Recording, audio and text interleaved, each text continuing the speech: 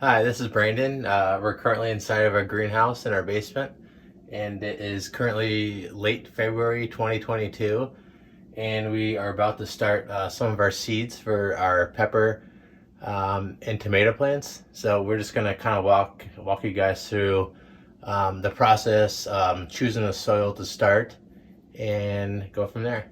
So right now I'm actually going to go through the different types of soil. We're not promoting any type of or brand of soil. This is just what I picked up at my local home and garden store. So as I go through, just kind of give you a little bit of information here.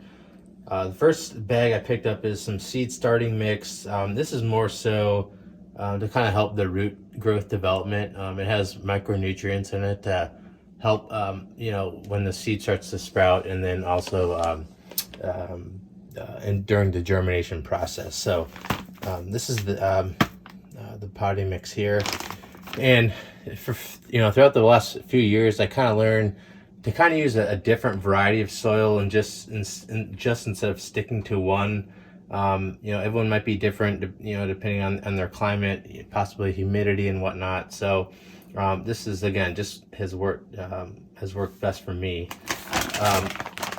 The next soil here is a little bit bigger bag. It's more of a moisture control potting mix, and especially indoors when the aeration's not as good.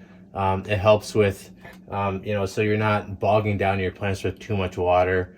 It kind of helps, regulate some of the moisture too.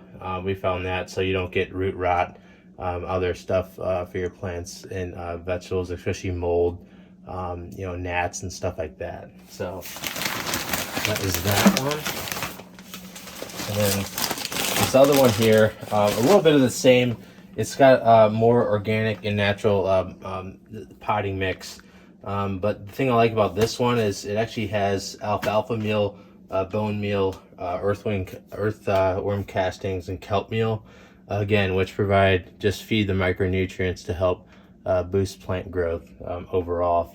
And then I'm also going to add, it's not hard to see the package here, but some perlite.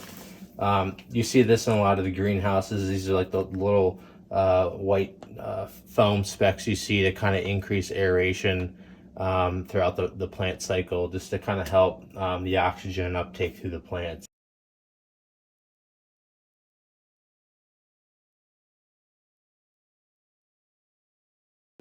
Now we're outside of our greenhouse, about to mix the soils. When I first started doing all this, I used to use a gallon bucket to mix all the soils together, but kind of found that some of the soil would actually kind of lay at the bottom of the bucket and not be mixed in. So we decided to go with the wheelbarrow route. It'd be a lot easier to mix, transfer to the pots. It also helps so there's not dirt everywhere when you're transferring it to the pots. Kind of creates for a little bit cleaner environment. All right, so back again, just starting to kind of open up some of the bags, get the soil ready. Just wanted to point out first that I'm not a professional gardener or work at a lawn and garden store or anything like that. So this is just for tips for beginners starting out. Just some helpful hints and tips I've kind of found throughout the years. So just want to dive into it. So the first one I mixed in was actually the organic soil. I noticed opening up a lot of these bags, a lot of the bags already had the perlite in it, so I'm not going to add too much of that. I don't want to take away too much of the soil. Just a little bit, kind of gauging our total number of pots, and then in the mixtures here. So the next is going to be the moisture control potting soil.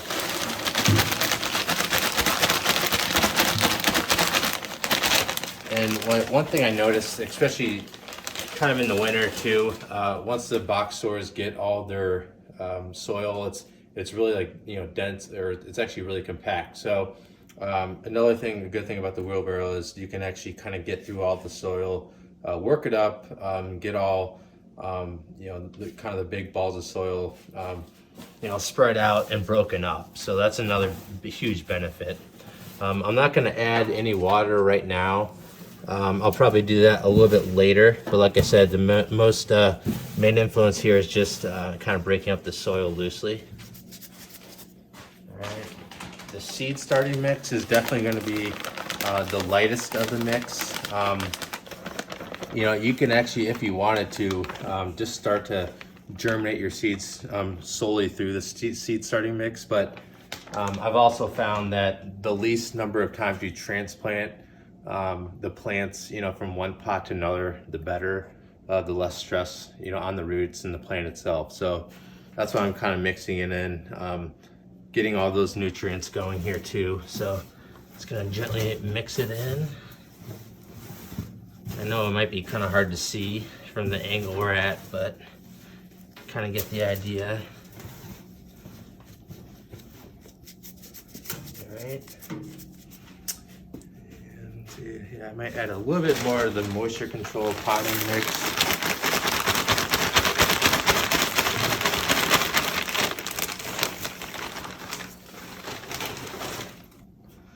Yeah, I definitely suggest you putting a tarp down or a mat or something. Just through past experience, it's, you know, been a little difficult to clean up. So, is there a specific ratio you are mixing that? Like you had 3 different things. Is it like a third each? yeah, it just honestly kind of eyeballing it. There's really not. You can. One thing you could do is kind of make a journal each season to kind of see what works for you. You know, maybe do a little bit of research on the maybe type of plant. If it's a vegetable or a flower, you could look into it. But honestly, I'm just kind of going by eye and seeing. You know, once we actually start to fill the containers, if I see it's maybe too dry, I might add a little bit more of the moisture control, you know, soil again, or some of that organic soil. So, all right, so the next step is kind of gathering our pots. As you can see, we try to recycle and, you know, reuse as much, you know, equipment, supplies, you know, every year. So everything you see here, we've probably used the last, you know, 3 to 4 years. One of the biggest things too is, you know, we've saved one of the or actually a bunch of the trays. You know, just so the water doesn't get everywhere. Once you're watering, it kind of contains everything together, soil, you know, and whatnot. It also helps so you can actually water into the container and actually can wick up the soil instead of just kind of drowning the seed and the plants. All right, so right now we're with the tomato pot, and this is a small to medium-sized plastic container. For tomatoes in particular, they kind of have a different way of growing. When starting the seed, we fill the container about 2 inches, you know, from the bottom. Plant the seed, and then as the seedling germinates and starts to grow, we can, you know, continuously add more soil.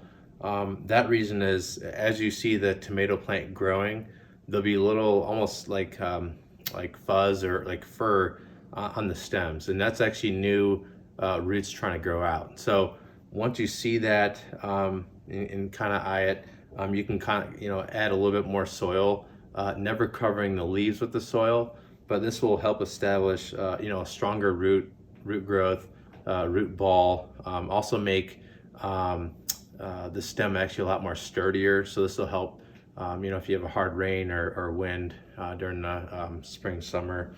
All right, so now is the actual process of filling the container. This is also very important because you want to make sure, again, you know, we took our time to finally ground some of the soil up. When you pack the soil into the container, you don't want it to be packed too hard. That way, you know, the water can actually absorb into the soil.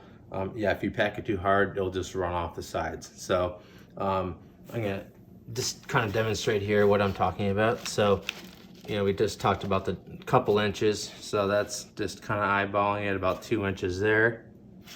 And then if you want, you can gently, you know, kind of pack the soil, but I wouldn't, you know, actually put your fist and really pack it down.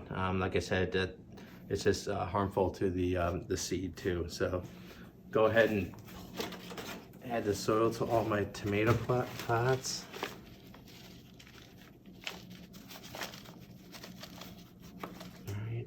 And then actually when I was first starting this whole, process, I would actually use like a clear plastic cup just to kind of see the root growth. And, I kind of found that by using this method that it established the most roots. So I kind of went with that, and then just, transferred to a bigger pot system. So.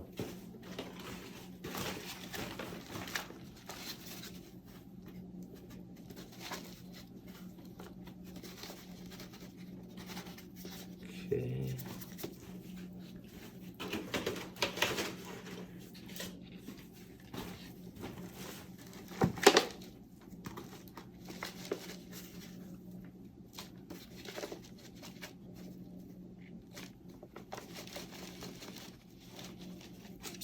Yeah, another important thing too is I guess when you're adding the soil, make sure it's just kind of even on top. That way, when you are watering, it's not gonna, be there's not gonna be too much water on each of the sides or corners. So that's just another important tidbit.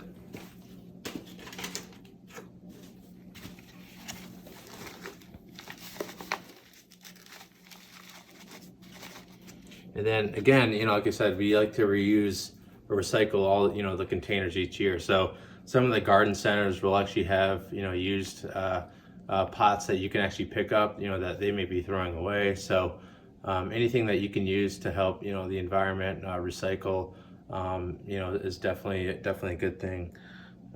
So yeah, so I just finished our tomato plants. So now we are going to be filling the pepper pots, and this is unlike the tomato plants and pots that I just described. We can fill these pretty much, enough. I would say maybe I would still go maybe like 1.5 to 2 inches below the top. That way, when you water it, it doesn't run over the top. That way, also if it tends to dry out more, you can add a little bit more soil. But again, mostly just to kind of keep the soil inside the pot and just so it's not as messy. So I'm gonna go ahead and fill these.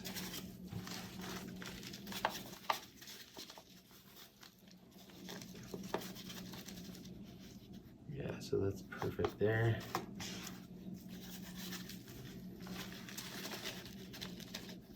Yeah, some of the bags, you'll notice like there's like a little bit of like plastic or cut up, plastic bags and whatnot. I mean, you definitely want to remove that, especially for vegetables and things you're going to be eating. So.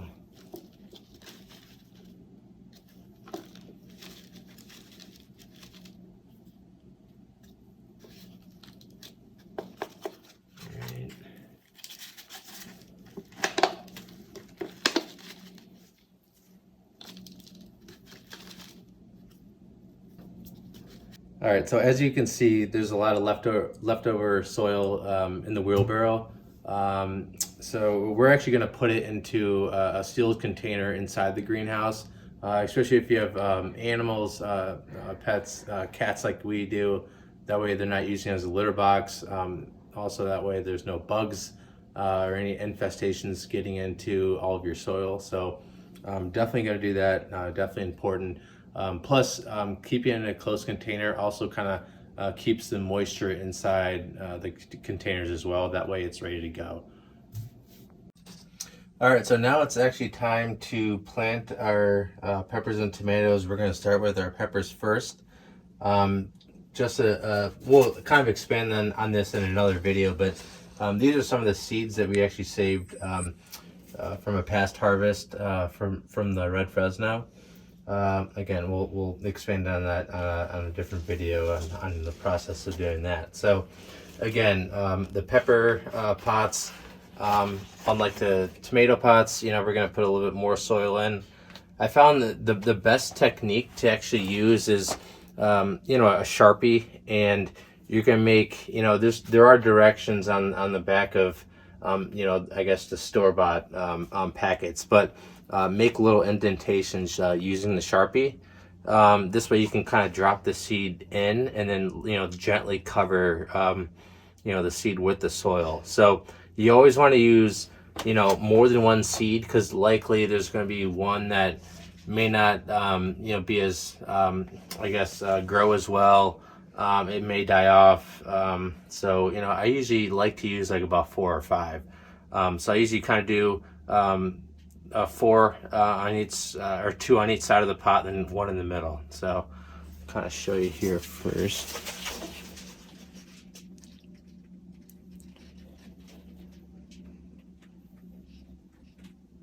And it doesn't have to be perfect, obviously.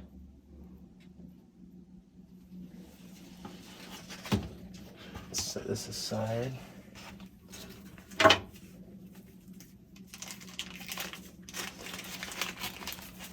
And also we're using a variety of holes too, because it could just be the seed itself is defective, or possibly diseased. So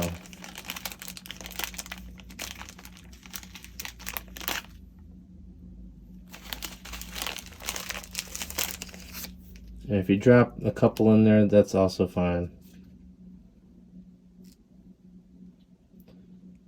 And there's kind of a big debate on what an actual heirloom is, so we'll expand on that too at a later date. So once the seeds are dropped in, you're just going to kind of lightly cover the seed. Again, not to pack it down, because you want the seed to be able to germinate and for it to come out of the soil too. So some people say to wear gloves while doing this. I've done it both ways. There's also seeds that actually come with coatings. I've really haven't found one way to be better than the other. So